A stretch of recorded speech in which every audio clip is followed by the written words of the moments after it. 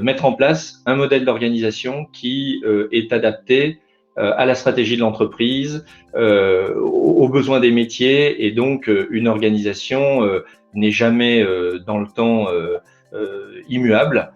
Associé à cette organisation, il y a évidemment la partie compétences, RH, qui est en dessous. Donc là, c'est un peu les outils de la DSI, ce qu'on appelle l'IT for IT, donc les outils de l'artisan, donc de l'IT, des équipes IT, pour pouvoir produire les applications, les produits demandés par les métiers. Les modèles d'organisation, comme je disais, alors il y en a plein. Ils ne se limitent pas aux 4 que vous avez là, bien entendu. Il y a plein de variantes.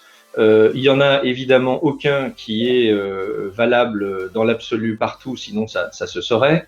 Donc c'est véritablement dépendant du contexte de l'industrie, du cycle de vie dans lequel se trouve l'entreprise, sa stratégie, la maturité de la DSI avec sa taille, etc., etc.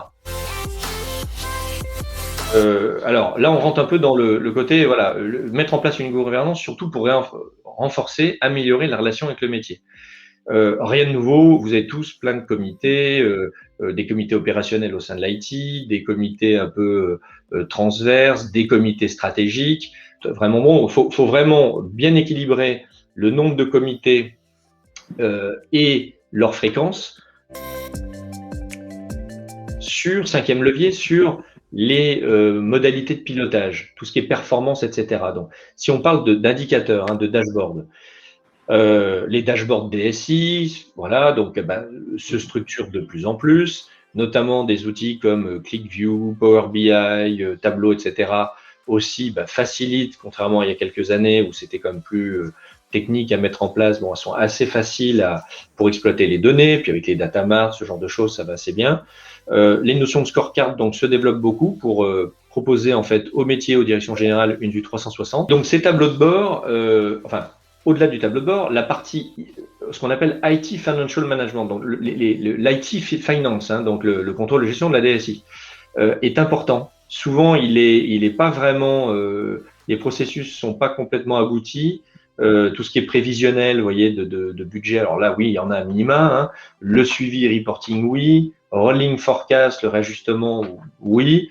La refacturation, pas toujours. En tout cas, à chaque fois, on se rend compte du côté chronophage que ça représente pour les équipes. S'oriente sur la mise en place de plateformes, d'usines logicielles, de software factory, où finalement les étapes de développement, build, test unitaire, quality control, etc., tout ce que vous voyez classique dans les actions d'un développeur, puis ensuite en lien avec la production informatique, jusqu'au monitoring, tout ça se structure autour de plateformes pour permettre après du DevOps. Donc ça, c'est le truc ultime, évidemment, pour des entreprises, encore une fois, pour lesquelles il y a beaucoup de développement spécifique. Si elles font de l'intégration, elles n'ont pas besoin de ça. Mais je dirais qu'avant d'aller là-dessus, déjà de bien sécuriser tout ce qu'on a vu de très classique, la partie Demand PPM et la partie ITSM, c'est déjà bien. C'est pourtant des tartes à la crème. Il n'y a rien de nouveau. Ça fait 10 ans que ça existe. Et pourtant, c'est rarement extrêmement en place, je dirais, bien abouti dans les entreprises. Les data centers ne vont pas disparaître, bien sûr, mais on les utilisera plus, ce sera plus forcément la majorité des ressources fournies par l'IT.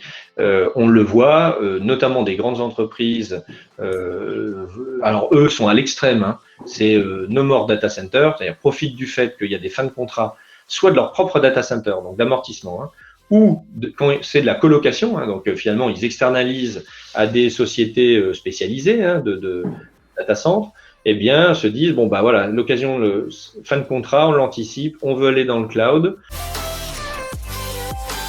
Les business, si vous voulez, seront opérés demain, pour vous donner une image, par des plateformes digitales, sur lesquelles les business seront, différents business seront portées de bout en bout. Donc, ça veut dire qu'elles sont construites, ces plateformes business, sur des périmètres vraiment bien délimités, bien maîtrisés, en mode service, pour donner après un service vraiment complet, de s'assembler, de se connecter pour elles-mêmes fournir des services plus complémentaires.